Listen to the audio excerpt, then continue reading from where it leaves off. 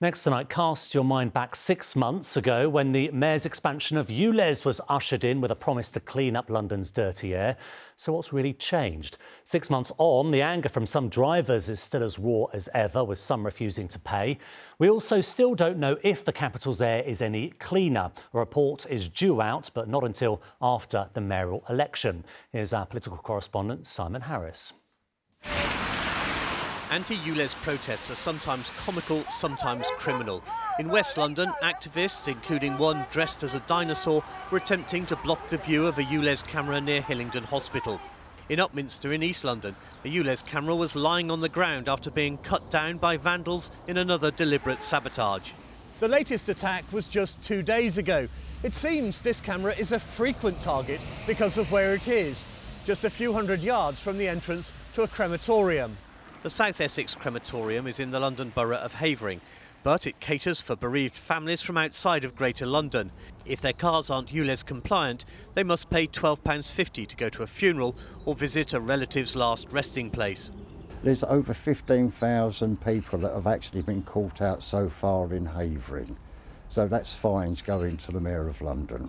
Lorraine probably owes thousands of pounds. She has more than 60 unopened letters from Transport for London. She's a nurse who needs her car for work, but can't afford a new one, can't afford the daily charge and can't afford the fines. Let them carry on. They just come through the post, they go in the cupboard. And you're not paying them? No. Nobody from TfL has chased you up? No, I get letters, they just get unopened in the box in the cupboard. Aren't you worried about being taken to court? No, not really.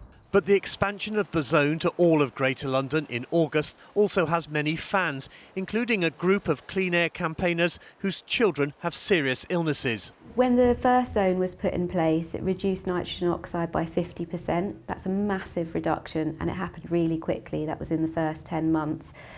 Then when it was expanded to outer London, it was another reduction of 20%. So we know that clean air zones work. But data about the extended zone hasn't been published and might not be until after the mayoral election. Today's 6 months, so in the next few weeks that data will be looked at by TfL. That will be reviewed by somebody independently and it will be published as soon as they can. But you might be bound by election rules and not able to publish until after May the 2nd.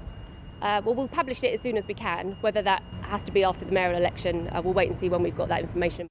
Susan Hall, the mayor's Conservative rival, said Sadiq Khan was told from the beginning that it would have a negligible effect on air quality, but he didn't listen. Now he has decided to hide the air quality data until after the election to avoid being proven wrong. 6 months on, Sadiq Khan's clean air zone still divides opinion. Simon Harris, ITV News, Upminster.